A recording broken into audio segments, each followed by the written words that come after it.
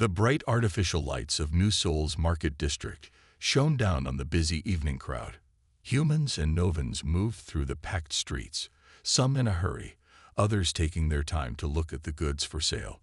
The air smelled of spicy street food and the sweet scent of synthetic cherry blossoms that lined the walkways. Officer Ta Kim stood at his usual post, watching the crowd with sharp eyes. His crisp blue uniform marked him as part of New Seoul's security force. At 35 years old, Ta had spent 12 years on the force.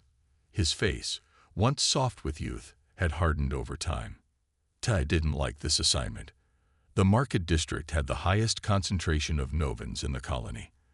Their blue skins stood out against the human crowd. To Ta, they always looked out of place, like they didn't belong here. "Sector 4 is clear," he said into his wrist communicator. "Nothing to report." The voice of his supervisor crackled back. "Continue your patrol, Officer Kim. Keep an eye out for any trouble." Ta grunted in response and began to walk his route. His hand rested on his stun baton, a habit formed over years of service. He nodded at human passersby who acknowledged him. When Novans nodded, he pretended not to see. That's when he spotted him. A young Novan male standing near a food stall. The blue-skinned youth was tall and slim like most of his kind. He wore the silver and blue uniform of the Colony University. Ta watched as the Novan reached for something in his pocket. Without thinking, Ta moved quickly toward him. "Hey, you there. Hands where I can see them." The young Novan looked up, surprised. His dark eyes widened as Ta approached. "Me? What did I do?" "I said hands where I can see them." Ta's voice was louder now, causing people nearby to stop and stare. The Novan slowly raised his hands. "I was just getting my payment card." Ta was close enough now to read the name tag on the university uniform. June. He reached out and roughly grabbed June's arm. "Turn around. Spread your legs." "This isn't necessary," Jun said, his voice calm but tense. "I haven't done anything wrong." "That's for me to decide," Ta snapped. He pushed June against the wall of the food stall. The owner, an elderly human woman, gasped and backed away. Ta began to search June, patting him down with more force than needed. A small crowd was gathering now, humans and Novans, alike watching the scene with concerned expressions. "Officer," a voice called out. It was another security officer, Park, who had been stationed nearby. "What's going on here?" "Suspicious behavior," Ta said without looking at his colleague. This Novan was reaching for something. "My payment card," Jun repeated. He stayed still as Ta searched him. "I was about to buy dinner." Ta found the card in Jun's pocket and pulled it out. It was indeed a standard payment card, the holographic university logo glinting in the market lights. But Ta wasn't ready to back down. "Why were you being so secretive about it?" "I wasn't," Jun said, frustration beginning to show in his voice. "I was just standing here." "Watch your tone," Ta warned, pressing Jun harder against the wall. Officer Park stepped closer. "Ta, maybe we should." "I got this," Ta cut him off. He spun Jun around to face him. "ID check." Jun sighed and reached slowly for his inner pocket. "My ID is in here." "I'll get it," Ta said, slapping Jun's hand away. The action was unnecessary and harsh. A voice from the crowd called out, "He's not resisting. Leave him alone." Ta ignored the voice and pulled out Jun's ID card. The holographic display showed his full name, Jun Han, along with his student status and residence information. Everything was in order, but Ta wasn't satisfied. "What are you doing in this sector?" Ta demanded. "University housing is on the other side of the colony. The food is better here," Jun said simply. "I have every right to be here." "You're causing a disturbance," Ta decided, putting the ID in his own pocket instead of returning it. "No, you're causing a disturbance," Jun countered, his voice still level but firmer now. "I was standing quietly until you approached me." The crowd had grown larger. Small drones hovered above them, the automated news gatherers that roamed the colony, always looking for stories. They had sensed the commotion and moved in to record. "That's it," Ta said, pulling out his mag cuffs. "You're under arrest for disorderly conduct and resisting an officer." "I'm not resisting," June protested, but Tai was already forcing his arms behind his back. Officer Park stepped forward again. "Ta, this isn't necessary. He hasn't done anything." "Stay out of this, Park," Ta growled as he snapped the mag cuffs around June's wrists. The magnetic locks hummed as they activated, binding June's hands together. The young Novan didn't struggle, but he did continue to protest. "This is wrong. I know my rights." "Shut up," Ta said, giving June a rough shake. The crowd was getting louder now. More drones had arrived, their cameras capturing everything. Someone shouted, "This is happening because he's a Novan." Tai felt his temper rising. He'd dealt with the Novans and their supporters for years, always complaining, always claiming to be victims. He grabbed June by the shoulders and spun him around. "I said shut up," he repeated, and then did something that crossed the line. He activated his neural restraint and placed it against June's neck. The neural restraint was a controversial tool.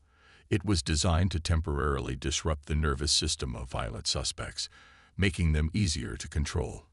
But June wasn't violent. He was already in mag cuffs, and using the restraint on a Novan's respiratory system was specifically forbidden in the security force manual because of their different biology. Officer Park rushed forward. "Ta, stop. That's not authorized." But Ta had already activated the device. June's body stiffened, and he gasped for air. The neural restraint was interfering with his breathing.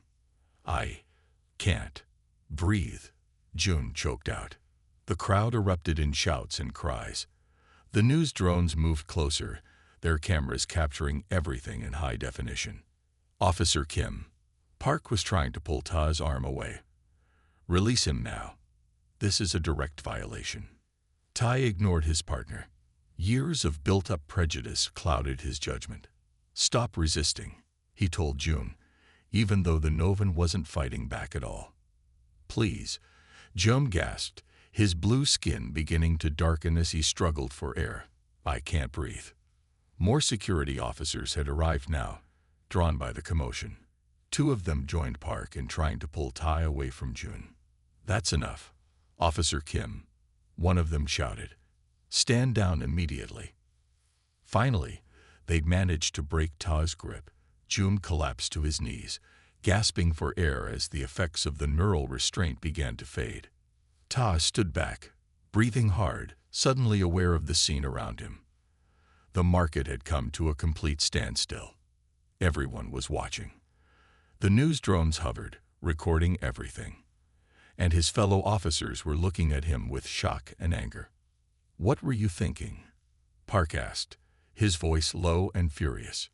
Neural restraints are never to be used on a compliant suspect, especially not on a Novan's respiratory system. Reality began to sink in for Ta. He had broken protocol. He had used excessive force, and it had all been captured by the drones. As the other officers helped June to his feet and removed the mag cuffs, Ta noticed something on June's ID card, which had fallen to the ground during the struggle. There, next to June's name, was a symbol he hadn't noticed before, the official seal of the governor's family. A cold feeling settled in Ta's stomach as he realized who June was. Not just any university student, not just any Novan. This was Joan Han, the son of Governor Han, the first Novan governor of New Seoul and one of the most powerful political figures in the colony. Ta Kim had just assaulted the governor's son in front of dozens of witnesses and news drones, and he had done it for no reason other than the color of June's skin.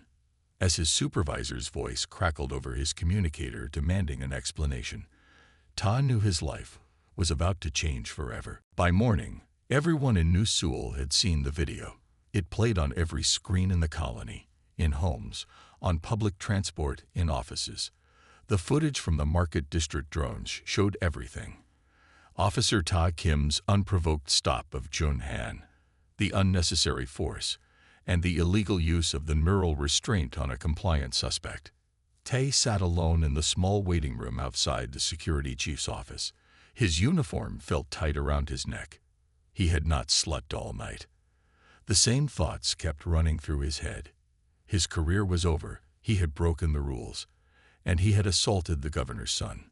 The door slid open with a soft hiss. "The chief will see you now," said the assistant, not meeting Ta's eyes. Chief Sue was a tall woman with gray streaks in her short black hair. She didn't ask Ta to sit down. Her face was a mask of controlled anger. "Officer Kim," she said, her voice cold. "I have reviewed the footage from yesterday's incident. I have also spoken with the governor's office." Tai swallowed hard. "Chief, I can explain." "Explain what?" Chief Sue cut him off. "Explain why you stopped a young man who was doing nothing wrong. Explain why you used a neural restraint on a compliant suspect. Explain why you ignored the fact that using such devices on Novan respiratory systems is strictly forbidden." Ta had no answer. When he saw it laid out like that, there was no defense. "You are suspended without pay, effective immediately," Chief Sue continued. "Your badge and weapon, please." With shaking hands, Tai removed his badge and placed it on the desk along with his stun baton and neural restraint. "The security union has agreed to provide you with legal representation, as is your right," Chief Sue added. "But I should warn you, this goes beyond a simple disciplinary matter. The governor's office is considering pressing criminal charges." Tay's stomach dropped. "Criminal charges? But I'm an officer." "You are an officer who broke the law," Chief Sue said firmly. "The fact that you wear a uniform does not place you above the law." As Tai left the security headquarters, reporters and their drones swarmed around him. He pushed past them without comment, head down, trying to block out the shouted questions. In the governor's residence on the top level of the colony, Jun sat on the edge of a medical bed while a doctor examined his neck. The marks from the neural restraint had turned a deep purple against his blue skin. "The damage is superficial," the doctor said, putting away her scanner. "But you should take it easy for a few days. Your respiratory system received a significant shock." Jun nodded, his face solemn. "Thank you, doctor." After the doctor left, Governor Han entered the room. Unlike his son, whose blue skin was bright and vibrant, the governor's was a deeper, darker blue, marked with the subtle lines of age. His eyes held a tiredness that went beyond physical exhaustion. "How are you feeling?" Governor Han asked, sitting beside his son. "I'm fine," Jun said, though the hoarseness in his voice suggested otherwise. "It's not the first time I've faced discrimination.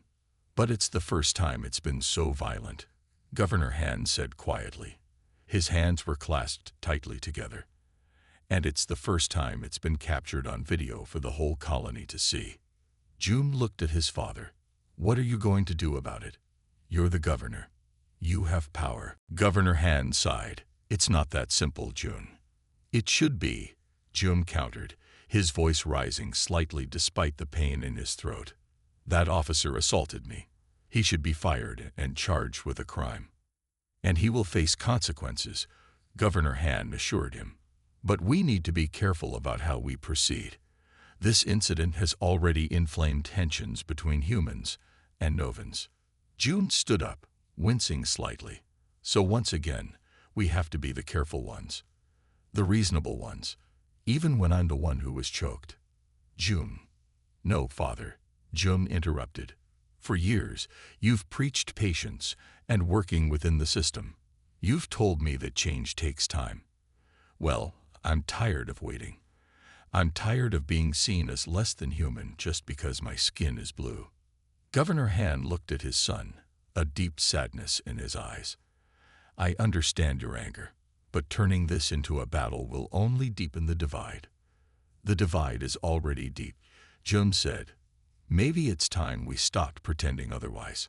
Outside the governor's tower, a crowd had gathered. Novans from all parts of the colony stood in silent protest. They held no signs, shouted no slogans.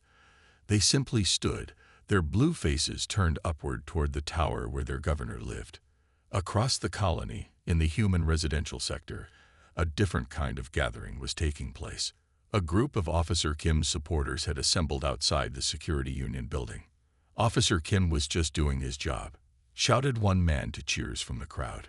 These Novans come to our colony and expect special treatment. The security union spokesperson, a middle-aged human woman named Min, addressed the crowd.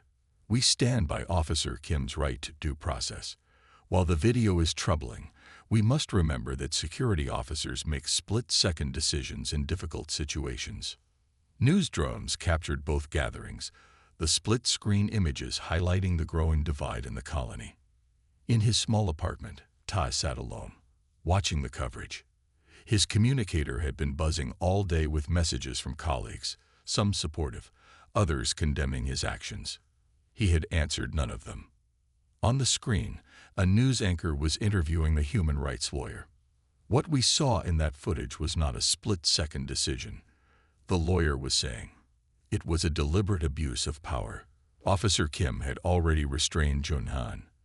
The use of the neural device was completely unnecessary. Tae turned off the screen. He walked to his window and looked out at the colony he had sworn to protect. From this height, he could see the artificial sky dome that covered New Seoul, the simulated sunset casting an orange glow over the buildings. For the first time, he allowed himself to really think about what he had done. Not just the rules he had broken, but the person he had hurt. He tried to imagine how June must have felt, being stopped for no reason, being treated like a criminal when he had done nothing wrong. A memory surfaced, his father, also a security officer, telling him years ago, "The uniform doesn't make you right. It just gives you the responsibility to be right." Ta had failed that responsibility. But why? He had never considered himself prejudiced. Yet when he saw June in the market, something inside him had assumed the worst. His communicator buzzed again. This time, it was a message from his union representative. Meeting tomorrow at 900 to discuss your case. The governor's office has requested your presence at a public hearing next week. Tae's hands shook as he read the message. A public hearing meant facing not just his superiors, but the governor himself, and June. In the governor's office, Han sat at his desk, reviewing reports from around the colony. Tensions were rising.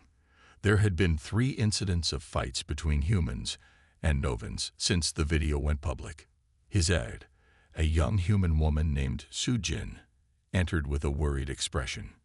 "Governor, the Interstellar Alliance has sent a message. They're sending representatives to investigate the incident and review New Seoul's security protocols." Governor Han nodded. He had expected this. The Alliance took incidents of interspecies conflict very seriously. Also, Soo-jin continued, the Human Residence Council has requested a meeting. They're concerned about a potential backlash against human security officers.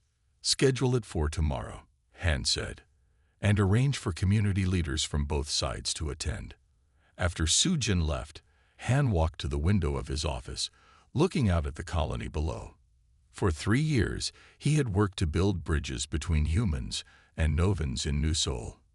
Now, one incident threatened to undo all that progress. But perhaps this was also an opportunity. Perhaps this very public display of prejudice would force people to confront the underlying tensions that had always existed in the colony. Han's communicator chimed with a message from his son. "I'm meeting with student leaders tonight. We're organizing a peaceful march for tomorrow. I hope you'll understand." Han closed his eyes for a moment. He did understand. In fact, part of him wished he could join the march. But as governor, he had to be the voice of balance, the mediator between all sides. As night fell over New Seoul, the colony held its breath, waiting to see what the next day would bring. The incident in the market had exposed wounds that had never fully healed, and now everyone would have to face them, whether they wanted to or not. 3 days after the incident, New Seoul was still in turmoil. The peaceful march, led by June and his fellow students, had grown into a daily gathering in the central plaza. Thousands of Novans and human supporters stood together, their voices calling for justice and change. Officer Ta Kim watched the protests on his screen from the safety of his apartment. He had not left home since his suspension. Food deliveries and messages from a few loyal friends were his only contact with the outside world. Even those friends seemed uncomfortable, their messages brief and formal. His communicator buzzed. It was his union representative, Lee. "The governor's office has set the date for the public hearing," Lee said without greeting. 4 days from now. It will be broadcast throughout the colony. Tay's mouth went dry. "Do I have to attend?" There was a pause on the other end. "Technically, no. But if you don't show up, it will look like an admission of guilt. And if I do show up, I'll be paraded in front of everyone like a criminal." "Ta." Lee's voice softened slightly. "I have to be honest with you. The evidence against you is overwhelming. The best strategy is to show remorse, to demonstrate that you understand the seriousness of your actions." After the call ended, Ta paced his small living space. Show remorse. Did he feel remorse? He wasn't even sure what he felt anymore. Anger at himself for getting caught, certainly. Fear about his future, definitely. But remorse required acknowledging that he had done something truly wrong, not just broken some rules. His screen flashed with a notification. A new message, not from a friend or colleague, but from Governor Han himself. Ta's hand shook as he opened it. "Officer Kim, I would like to speak with you privately before the public hearing. Please come to my office tomorrow at 1000 hours. This is not mandatory, but I believe it would be beneficial for both of us. Governor Han." Ta stared at the message for a long time, trying to understand what it meant. Why would the governor want to meet him privately? Was it a trap? Some kind of test? Whatever it was, Ta knew he couldn't refuse. Governor Han sat at his desk, reviewing the report from the Interstellar Alliance representatives. They had arrived yesterday and had already interviewed dozens of people, including June and several other Novans who had experienced discrimination from security officers. The door opened, and his aide Su Jin entered. "Governor, the security chief is here." Chief Su entered, looking tired but composed. "Thank you for seeing me, Governor. Please, sit down." Han gestured to the chair across from him. "I understand you've been cooperating with the Alliance investigation." "Yes." Chief Su nodded. "They've been thorough. They're reviewing our training protocols, our discipline records, everything." "And what have they found?" Chief Su looked uncomfortable. "The incident with your son wasn't an isolated case. There have been patterns. Nothing as severe, but enough to indicate a problem within our force." Han leaned forward. "A problem with certain officers or a systemic issue?" "Both," Chief Su admitted. "There are officers like Kim who have shown bias in their actions. But there are also flaws in our training and oversight that have allowed these behaviors to continue." Han nodded, appreciating her honesty. "I've invited Officer Kim to meet with me tomorrow." Chief Su's eyes widened. "Is that wise, Governor? The colony is already on edge." "That's precisely why I'm doing it," Han explained. "This can't just be about punishing one officer. We need to understand how we got here if we're going to make real change." After Chief Su left, Han found Jun waiting in the next room. His son's face showed a mix of concern and determination. "You're really going to meet with him?" Jun asked. "The officer who assaulted me?" "Yes," Han said simply. "Why? What could you possibly have to say to him?" Han gestured for his son to sit. "Jun, what do you want to come from all this?" Jun's answer came quickly. "Justice. I want him punished for what he did." "And then what?" Han pressed. "After he's punished, what happens next? Does anything really change?" Jun frowned. "That's not fair. You can't put the burden of fixing the system on me. I'm the victim here." "You are," Han agreed. "And you deserve justice. But if all we do is punish Officer Kim without addressing the larger issues, there will be more victims. Maybe not you next time, but someone else's child." Jun was quiet for a moment. "So what are you going to do?" "I'm going to listen." Han said, "and then I'm going to ask for your help." The next morning, Tai approached the governor's tower with a knot in his stomach. He had dressed in his civilian clothes, unsure of what would be appropriate. As he passed through security, he felt the stares of the guards who had once been his colleagues. Governor Han's office was simple but elegant. Large windows offered a view of the entire colony. Han himself stood looking out one of these windows as Tai was shown in. "Officer Kim," Han said, turning to face him. "Thank you for coming." Tai stood stiffly, unsure of the protocol. Should he bow? Shake hands? In the end, he did neither, simply nodding his acknowledgement. "Please, sit down." Han gestured to a chair. Tai sat, his back straight, his hands resting awkwardly on his knees. "Governor, I want to." Han held up a hand. "Before you say anything, I want to be clear about why I asked you here. This is not about me seeking an apology or about trying to intimidate you before the hearing. This is about understanding." Tai swallowed hard. "Understanding what, sir?" "You," Han said simply. "I've reviewed your service record. 10 years on the force. Commendations for bravery. Good performance reviews. No major disciplinary issues until now. And yet, when you encountered my son, you saw a threat where there was none." Ta looked down at his hands. "I made a mistake." "Yes, you did," Han agreed. "But I don't think it was a simple error in judgment. I think it was the result of something deeper." Tai felt defensive. "If you're saying I'm a racist." "I'm not labeling you," Han interrupted. "I'm asking you to examine yourself honestly. When you saw my son in the market, before you approached him, what did you see? What did you feel?" The question caught Tai off guard.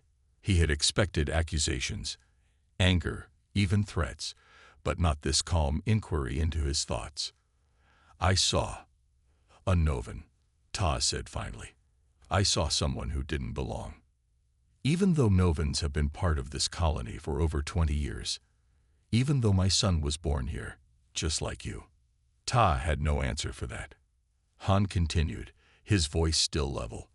"Let me tell you what I'm proposing for the hearing. I want you to speak, not to defend your actions, but to talk honestly about what led to them. And then, I want you to listen as my son speaks about his experience, not just with you, but with living in a colony where some people will always see him as an outsider." "And then what?" Tai asked. "I still broke the rules. I still hurt your son." "Yes, and there will be consequences for that," Han acknowledged. "But punishment alone won't solve the real problem. What I'm offering is a chance for your actions to become part of a larger conversation, one that might actually lead to change." Todd looked up at the governor, seeing him not as an authority figure or as a Novan, but simply as a father trying to protect his son and his community. "Why would you offer me this?" Tai asked. "Why not just let them fire me and be done with it?" Han's face showed a hint of sadness. "Because firing you would be easy. Making real change is hard. And because I believe that people can learn and grow, even from their worst mistakes." As Tai left the governor's tower an hour later, his mind was spinning. He had expected many things from this meeting, but not the strange mix of accountability and opportunity that Han had offered. The governor had been firm about the wrongness of Ta's actions, but had also spoken about systems and training and the possibility of reform. And he had asked Tai a question that no one else had bothered to ask. What made you become a security officer in the first place? The answer had come easily. To protect people. To make the colony safer. All people? Han had asked. Or just some? That question followed Ta home, echoing in his mind as he prepared for the public hearing that would decide his fate. The day before the hearing, Jun met with his father in the garden atop the governor's tower. The artificial sunlight was beginning to dim, simulating evening. "He's agreed to speak," Han told his son. "Now I need to know if you're still willing to do the same." Jun looked out at the colony below. "Will it make any difference?" "Really?" "I don't know," Han admitted.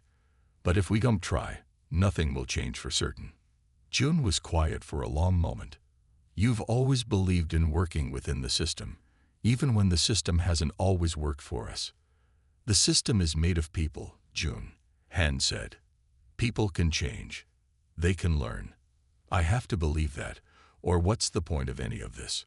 As darkness fell over New Seoul, preparations for the hearing continued. News drones tested their positions in the Great Hall. Security officers reviewed protocols for crowd control. And throughout the colony, both humans and Novans prepared to watch an event that would either deepen their divisions or begin to heal them. No one knew which it would be, but for the first time in days, there was a sense of possibility in the air, a feeling that perhaps something good might come from something bad. The day of the public hearing arrived. The Great Hall of New Seoul was filled to capacity. Humans sat on one side, Novans on the other, a physical divide that mirrored the tension in the colony. News drones hovered near the ceiling, their cameras focused on the raised platform where 3 empty chairs waited. Ta Kim entered from a side door, accompanied by his union representative. The room grew quiet as he walked to his assigned seat. He wore his civilian clothes, his face drawn and pale. His eyes darted around the room, taking in the hundreds of faces watching him. Many were hostile, some curious, few sympathetic. A few minutes later, Governor Han and June entered. They walked with the same straight posture, the same measured steps. The resemblance between father and son was striking. They took their seats, June directly across from Ta. For a brief moment, their eyes met. Ta looked away first. Governor Han stood and addressed the crowd. We are here today not only to address a specific incident, but to begin a difficult conversation about the state of relations between humans and Novans in our colony. This hearing will be conducted with respect and civility from all parties. He nodded to a human woman seated at a small desk to the side. Chief Justice Min will oversee these proceedings to ensure fairness. The Chief Justice stood. We will begin with a statement from Jun Han, followed by Officer Kim. No interruptions will be permitted. Jun rose from his chair. The bruises on his neck had faded somewhat, but were still visible against his blue skin. He stood straight, his voice clear and steady. 5 days ago, I went to the market district to buy dinner. I was stopped by Officer Kim for no reason other than the color of my skin. When I questioned this treatment, I was restrained and then assaulted with a neural device that nearly stopped my breathing. June paused, looking directly at the crowd. But my story is not unique. What happened to me happens to Novans across this colony every day. The only difference is that mine was captured on video, and that my father happens to be the governor. Murmurs rose from the crowd. June continued, I don't want special treatment because of who my father is. What I want is for no Novan to be treated the way I was treated. What I want is for security officers to protect all citizens, not just human ones. He turned slightly to look at Ta. I don't hate Officer Kim. I hate the system that taught him to fear me. I hate the training that told him I was a threat. I hate the culture that made him see my blue skin before he saw my university uniform, my ID card, or my humanity. June sat down. The hall was silent. Then Chief Justice Min nodded to Ta. Officer Kim, you may speak. Ta stood slowly. His hands trembled slightly, and he clasped them behind his back to hide it. He had rehearsed a statement with his union representative, a careful apology that admitted to procedural errors while avoiding any deeper admission of wrongdoing. But as he looked at June, at the mark his actions had left on the young man's neck, those prepared words felt hollow. I was wrong, Ta said simply. The word hung in the air, not just in my actions that day, but in my thinking. For years, I've told myself that I treat everyone equally. But when I saw June in the market, I didn't see a student. I saw a threat. Not because of anything he did, but because of what he is. The crowd stirred. This was not the defensive statement they had expected. I've served as a security officer for 10 years, Ta continued. I believe I was protecting the colony. But that day in the market, I wasn't protecting anyone. I was the danger. my fear, my prejudice. These were the threats to public safety. He turned to look directly at June. I am sorry for what I did to you. Not just because I got caught, not just because there were consequences, but because it was wrong. You deserved better from me. This colony deserved better. Ty sat down. His union representative looked stunned. This was not what they had planned. Governor Hand stood again. Thank you both for your honesty. Now I want to address the changes that will come from this incident. He touched a control on the table, and a large screen lit up behind him. The Interstellar Alliance investigation has confirmed what many Novans have said for years. There are systemic problems in how our security forces operate. Beginning today, we are implementing the following reforms. The screen displayed a list. Complete retraining for all security personnel on interspecies relations. The addition of Novan officers to every security team. New oversight committees with equal human and Novan representation. Mandatory body cameras for all officers, with footage reviewable by civilian committees. Removal of neural restraints from standard equipment. Additionally, Han continued, Officer Kim will face disciplinary action for his violation of security protocols. However, in light of his willingness to acknowledge the deeper issues at play, I am recommending that part of his sanction include working with our new training division to help other officers understand how prejudice can affect their judgment. Whispers spread through the crowd. Some seemed outraged at what they saw as a light punishment. Others seemed surprised at the extensive reforms. This is just the beginning, Han said. The real work of healing our colony's divisions will take time and commitment from all of us. 3 months later, Ty stood outside the security training center. He no longer wore a uniform. Instead, he was dressed in the gray outfit of a civilian consultant. He checked the time. His first training session would begin in 30 minutes. Officer Kim. Tay turned to see June approaching. He was surprised. They had not spoken since the hearing. Not officer anymore, Tay corrected quietly. Just Ta now. June nodded. My father told me you've been helping develop the new training modules. Yes, Ta said. It's been eye-opening. I've had to face a lot of things about myself. About my thinking. They stood in awkward silence for a moment. Then June said, I'm speaking to the new cadets today. About my experience. Ta looked at him with surprise. That can't be easy. It's not, June agreed. But if they're going to understand, they need to hear it from someone who lived it. Another silence fell between them. Not comfortable, but not as tense as before. I wanted to ask you something, June finally said. My father mentioned that you had a personal connection to the Novans. Something about your father serving with Novans in the Interstellar Peace Corps. Tay's eyes widened. Yes, my father was stationed on the Novan homeworld for 3 years. He always spoke highly of your people. Then why did you? June left the question unfinished. Tad looked down. I think I was trying to be different from him. He was always so open, so accepting. When I joined security, I wanted to be tougher, more. I don't know. I listened to the wrong voices, I guess. And now I'm trying to find my own voice, Ta said, and to use it to help others avoid my mistakes. They walked together toward the training center. Not as friends, not yet, but as two people working toward the same goal, a colony where what had happened in the market would never happen again. Governor Han watched the first group of newly trained security officers graduate. Among them were 15 Novans, the first of their kind to join the force. In the audience, he saw June sitting next to Ta. Not side by side, but close enough to suggest a cautious working relationship. Su Jin approached with a datapad. The latest approval ratings, Governor. They're up 12 points since the reforms were announced. Han nodded but didn't look at the pad. Politics had never been his primary concern. And the incident reports? He asked. Down nearly 40%, Su Jin said. The joint patrols seemed to be making a difference. Han allowed himself a small smile. Progress was happening, slowly but surely. The colony would never be perfect, No place where different peoples live together ever could be. But it could be better. It could be fairer. It could be a place where his son could walk through a market without fear.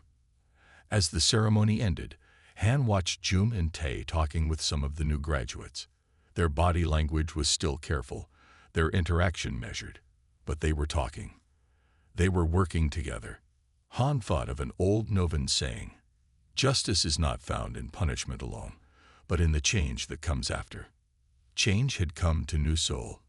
It hadn't been easy, and the journey wasn't over. But standing there, watching his son, and the man who had once harmed him now working toward a common purpose, Han felt something he hadn't felt in a long time. Hope. The artificial sun of New Seoul shone down on all of them equally, humans and Novans alike, as they took their first steps into a new day.